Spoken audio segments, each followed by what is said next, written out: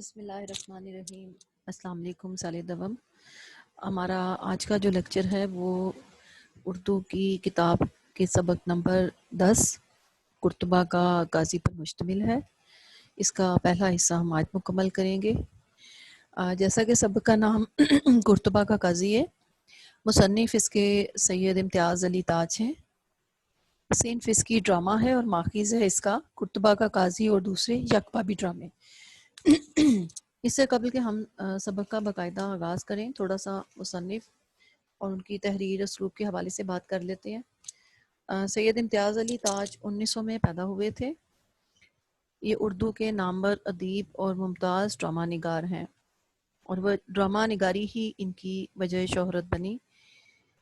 ان کی ادبی خدمات کے سلسلے میں انہیں ستارہ امتیاز کے صدارتی ایوارڈ سے بھی نوازا گیا، اور 22 سال کی کم عمری میں انہوں نے اپنا ڈرامہ انارکلی لکھا تھا، جو کہ بہت ہی زیادہ مشہور ہوا، جس کو کہ کسی عالمی ادب کے مقابلے میں بھی رکھا جا سکتا ہے۔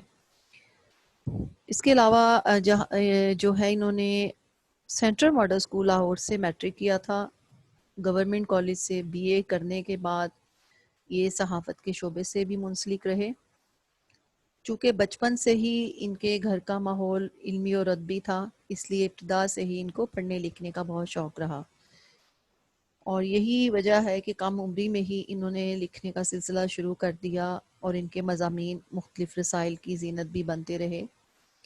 پھر ان کا ایک کردار چچا چھکن کے نام سے اردو ادب کا ایک ممتاز مزاحیہ کردار ہے،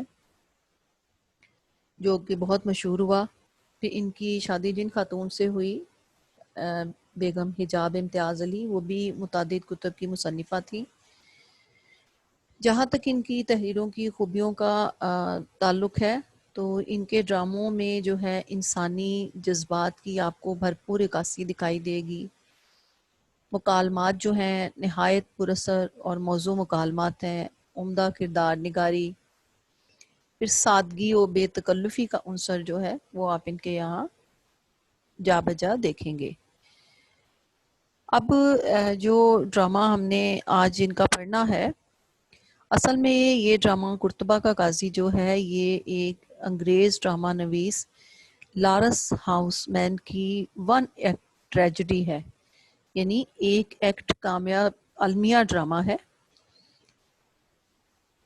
اور امتیاز علی تاج کی خوبی یہ ہے کہ انہوں نے اس ڈرامے کو اس خوبی سے سرزمین اندلس کا واقعہ بنا دیا ہے کہ پڑھنے والے کو یہ گمان تک بھی نہیں گزرتا کہ یہ انگریزی کے ڈرامے سے اخذ کرتا یا اس کا ترجمہ ہے۔ اب اس میں ڈرامے کے جو کردار ہیں وہ کچھ یوں ہیں کہ صفحے کے آغاز میں ہی آپ دیکھیں گے کہ سب سے پہلا جو کردار آپ کو دکھائی دے رہا ہے قاضی، جس کا نام کیا ہے؟ یحییٰ بن منصور۔ قاضی کون ہوتا ہے؟ جیسے آج کے دور میں جج ہوتے ہیں، وہ انصاف کے مطابق فیصلے کرتے ہیں، تو جو شریعت کے حوالے سے، اسلامی قوانین کے حوالے سے جو فیصلے کرتا ہے وہ قاضی کہلاتا ہے۔ زبیر جو ہے وہ قاضی کا بیٹا ہے۔ حلاوہ ان کی ایک دایا ہے جس نے زبیر کو پالا تھا۔ عبداللہ ان کا خانہ زاد غلام ہے، یعنی خانہ زاد غلام کہتے ہیں کہ جو گھر کا ہمیشہ سے جو کسی گھر میں رہتا ہو یا وہیں پہ پیدا ہوا ہو، اس کو خانہ زاد کہا جاتا ہے۔ اور اسی طرح سے ہم دیکھتے ہیں کہ یہ 4 اہم مرکزی کردار ہیں اس ڈرامے کے۔ باقی اس کے نیچے آپ دیکھیں گے کہ لکھا ہوگا کہ ناظر عدالت کے 4 افسر اور ہجوم کی آواز۔ اس کے بعد آپ دیکھیں گے کہ منظر کے نام سے اوپر سرخی دی گئی ہے، اور سبق کی جانب بڑھتے ہیں۔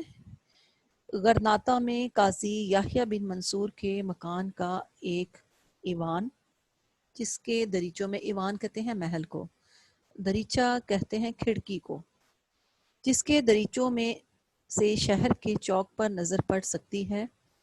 دائیں ہاتھ کی دیوار میں ایک بڑا سا دریچہ، سامنے کی دیوار میں ایک چوڑا مگر نیچا دروازہ، جس کے پیچھے ایک تنگ اور اندھیری گلی ہے۔ گلی کے دوسری طرف ایک چھوٹا دروازہ جس میں سلاخیں لگی ہیں۔ بائیں ہاتھ پتھروں کا بنا ہوا زینہ اوپر کے کمرے کے دروازے تک پہنچتا ہے۔ اوپر کے کمرے کی کھڑکی ایوان میں کھلتی ہے۔ ایوان میں ایک بڑی میز ہے جس پر ایک شمعدان رکھا ہے۔ میز کے قریب ایک بینچ اور چند کرسیاں پڑی ہیں۔ دیواروں پر اسلحہ اور جانوروں کے سر لگے ہیں۔ اب آپ نے دیکھا کہ سبق کا جو آغاز ہے اس میں سب سے پہلے جو ہے افراد کا تعارف کروایا گیا ہے، ان کے نام بتائے گئے ہیں اور وہ کون ہیں یہ بتایا گیا ہے۔ اس کے بعد پھر اس کی منظر کشی کی گئی ہے، یعنی پورے کا پورا وہ آپ کو سین دکھایا گیا ہے کہ کس جگہ کی بات کی جا رہی ہے، کہاں کی بات کی جا رہی ہے، یعنی کہ یہ غرناطہ میں یحییٰ بن منصور کے مکان کا ایک ایوان ہے، یعنی اس کا جو محل نما گھر ہے یہ اس کی بات کی جا رہی ہے، جس کی آگے آپ نے ساری منظر کشی دیکھی۔ اس کے آگے ہم بڑھتے ہیں کہ صبح کے دھندلکے میں حلاوہ بینچ پر بیٹھی ہوئی ہے۔ دھندلکا وہی ہوتا ہے، یعنی نیم اجالا اور نیم تاریکی کی کیفیت، یعنی جیسے آپ صبح کاذب کہتے ہیں نا، کہ جس میں نہ پوری طرح سے اندھیرا ہوتا ہے اور نہ ہی پوری طرح سے اجالا ہوتا ہے، ایک درمیانہ سا موسم ہوتا ہے جس میں نہ مکمل اندھیرا ہوتا ہے اور نہ ہی مکمل روشنی ہوتی ہے۔ سر گھٹنوں سے لگا رکھا ہے۔ عبداللہ دروازے میں سے اندر آتا ہے۔ عبداللہ بھاری آواز میں شمع گل کر دو یعنی بجھا دو۔ حلاوہ آہے سرد کے ساتھ کر دے شمع، صبح کے آنے کو روک نہیں سکتی۔ عبداللہ پھونکے مار کر شمع دان کی 3 شمعیں گل کرتا ہے۔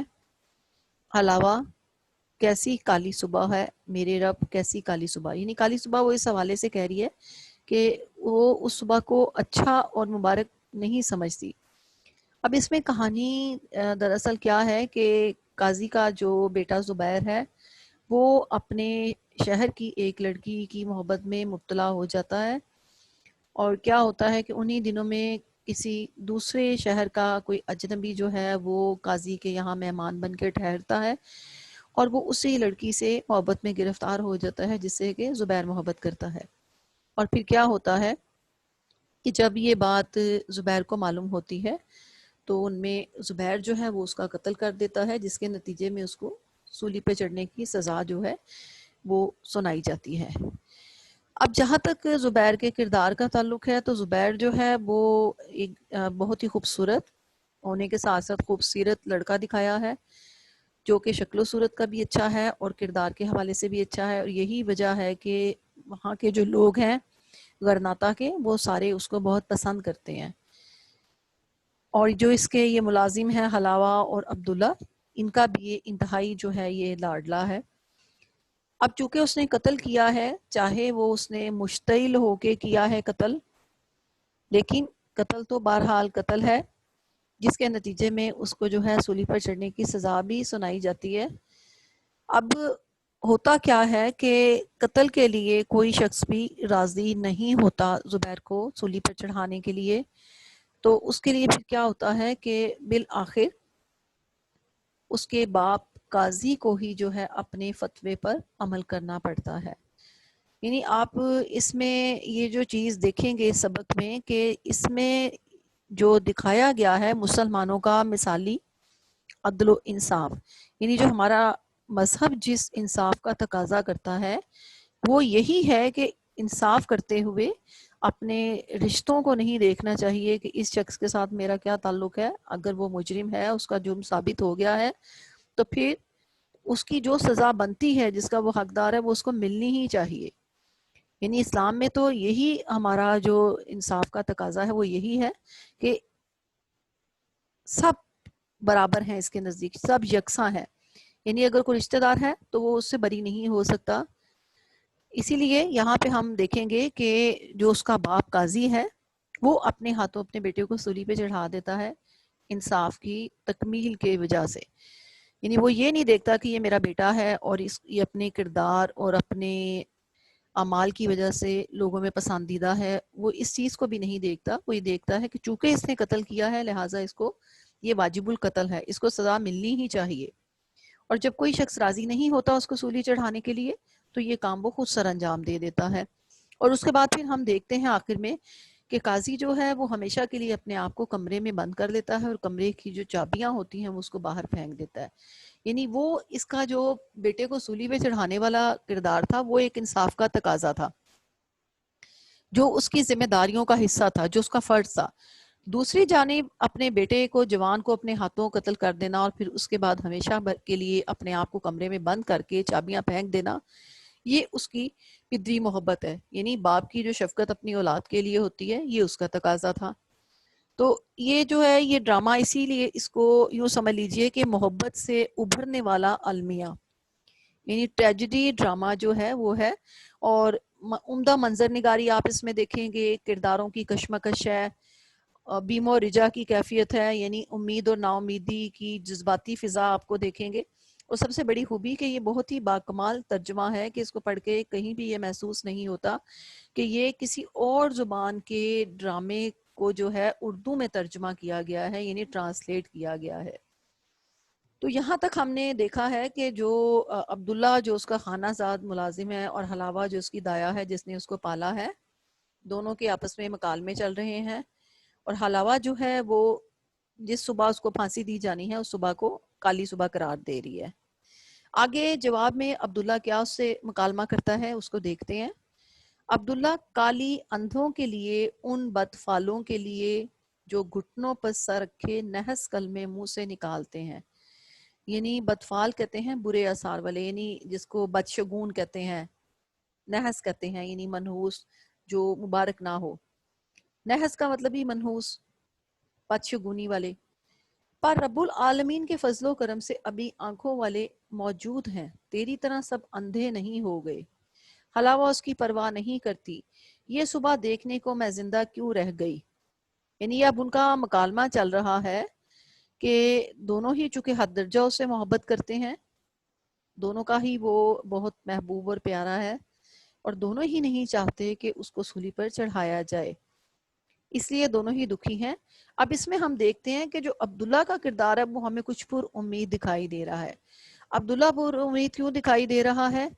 کیونکہ اس نے جو ہے اپنی طرف سے پورے انتظامات کر رکھے ہیں کہ کوئی شخص بھی جو ہے قاضی کے حکم کی تعمیل نہ کر پائے.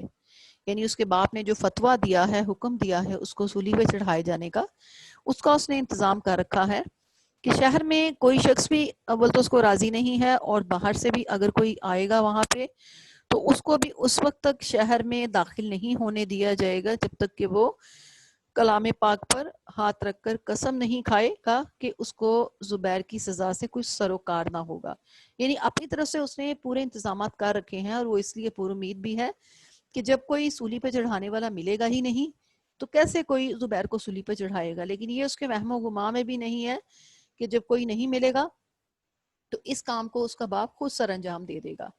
حلاوہ جو ہے چونکہ اس نے اس کو پالا ہے, جب وہ ابھی 3 دن کا ہی تھا تو اس کی زبیر کی ماں کا انتقال ہو گیا تھا, اور پھر حلاوہ نے ہی اس کو جو ہے پالا تھا, اور اس کے ہی پالنے پوسنے پر آج وہ یعنی اس کی اولادوں کی طرح اس نے اس کو پالا تھا, جیسے اپنے بیٹے کی طرح اس نے اس کو سنبھالا پالا, اس کی تعلیم و تربیت کی.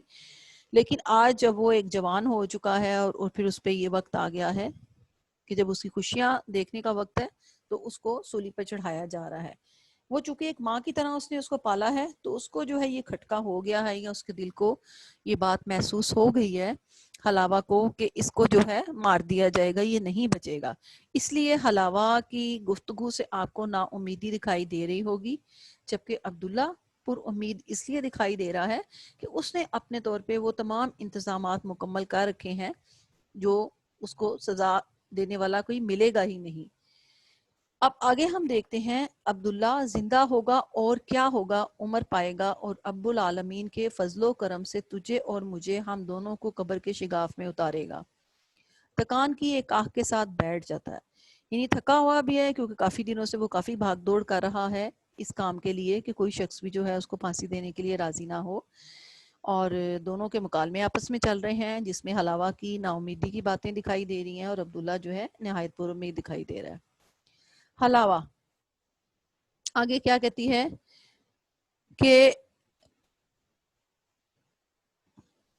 اس کے جسم میں خون جو اپنا تھا اور پروردگار آج سولی پر اس کی لاش لٹکتی رہ جائے گی.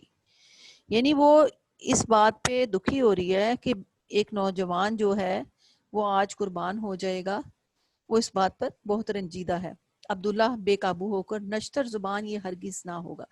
نشتر کہتے ہیں نا چاقو کو، یعنی وہ باتیں جو ایسی کر رہی ہے، بول تو سچی باتیں رہی ہے لیکن وہ عبداللہ کو بری لگ رہی ہیں اس کے منہ سے کہ وہ ایسی نا امیدی والی نحس باتیں کیوں کہہ رہی ہے. گھٹنے سے سر اٹھا کر آہ بھرتی ہے، اب چارہ کیا رہ گیا.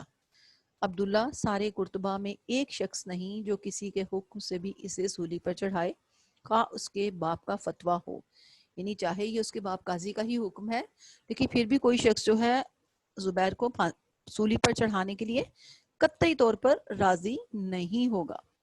علاوہ باپ قاضی ہے، عبداللہ کہا جو کہ اس کے فتوے پر عمل نہ ہوگا.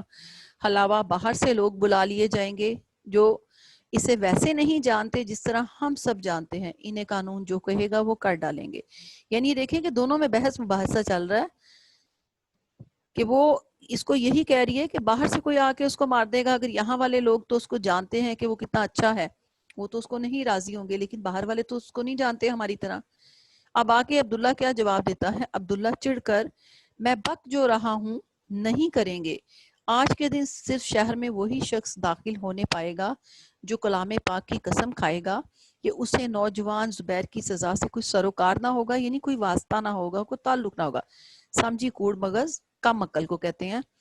ہمارے آدمی تمام راستوں پر پھیل چکے ہیں، ایک ایک ناکے کو روک چکے ہیں.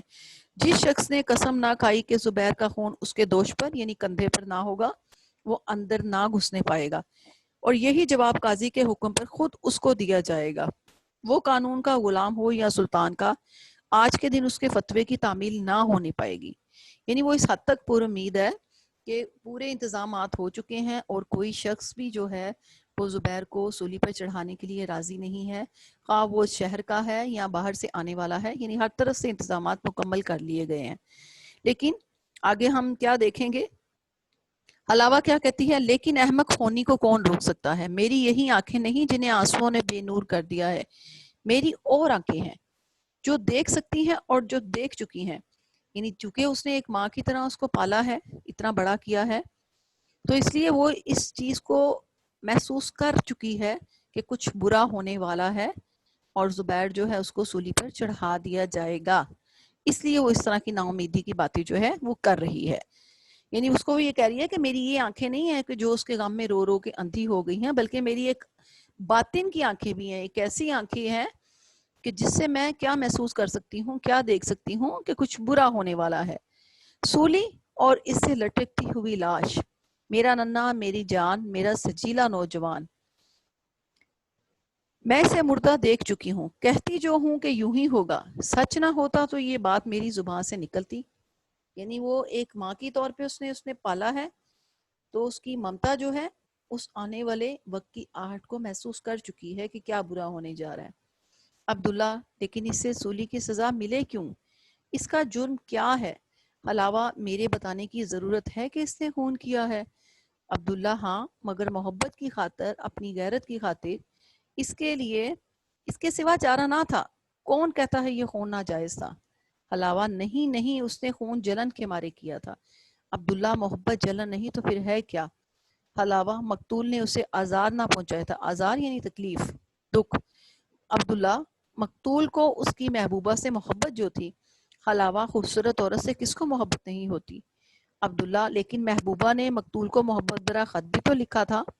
علاوہ محبوبہ کو اس کا حق تھا، وہ زبیر کی منگیتر نہ تھی جسے چاہتی پسند کرنے کا حق رکھتی تھی. عبداللہ صرف اپنوں میں سے، اپنے ہم نسبوں میں سے مقتول پر آیا تھا، دوسرے ملک کا باشندہ تھا. علاوہ زبیر کے باپ قاضی کا مہمان تھا. عبداللہ اور شرافت کا یہ کون سا طور تھا کہ گھر کے نوجوان کی محبت میں کود پڑے؟ اگر وہ نہ آتا اور اپنی چکنی چپڑی باتوں سے ورگلا نہ لیتا تو زبیر اپنی محبت میں کامیاب نہ ہوتا. علاوہ شاید، اللہ بہتر جانتا ہے، پر لڑکی نے اس وقت تک ہاں نہ کی تھی. اس بات کا تو زبیر کو خدشہ تھا کہ کہیں وہ اس کے رقیب کا کام برابر کی لڑائی میں تمام نہ کرتے. اب یہ دیکھیں یہاں تک کہ جو مکالمے ہیں اس میں ہم یہ وجہ بھی ہمیں سامنے آ گئی ہے کہ زبیر نے قتل کیا ہے. کیوں؟ کہ جس لڑکی کو وہ پسند کرتا تھا وہ آنے والا جو اجنبی مہمان تھا وہ بھی اس کی محبت میں گرفتار ہو گیا تھا، اور پھر وہ لڑکی بھی اس سے محبت کرنے لگ گئی تھی، اور اس نے محبت بھرا خط بھی لکھا تھا اس کو، جس کا علم ہونے پر جلن کی وجہ سے جو ہے زبیر نے اس کو قتل کر دیا تھا۔ اب ان دونوں میں جو مکالمات چل رہے ہیں کہ حلاوہ یہ کہہ رہی ہے کہ قتل بہرحال قتل ہوتا ہے، اس نے ہاں تو نہیں کی تھی نا، اور نہ ہی وہ اس کی منگیتر تھی، وہ جس کو چاہتی تھی پسند کرنے کا حق رکھتی تھی۔ اور عبداللہ جو ہے وہ کیسے اس کا دفاع کر رہا ہے کہ صرف اپنوں میں سے، اپنے ہم نسبوں میں سے، یعنی کہ اپنے ملک کے لوگوں میں سے، اپنے ہی نسب کے لوگوں میں سے مقتول تو پرایا تھا اور غیر ملک کا باشندہ تھا، اور اس کو یہ زیب نہیں دیتا تھا کہ گھر کے نوجوان کی محبت میں کود پڑے۔ اب یہاں تک ہم نے ان کی یہ باتیں دونوں کی دیکھی ہیں، مکالمات جو ہیں۔ تو آج کا لیکچر جو ہے ہم اس کا اختتام یہیں پہ کرتے ہیں، بقیہ ہم اگلے لیکچر میں اس کو انشاءاللہ مکمل کریں گے۔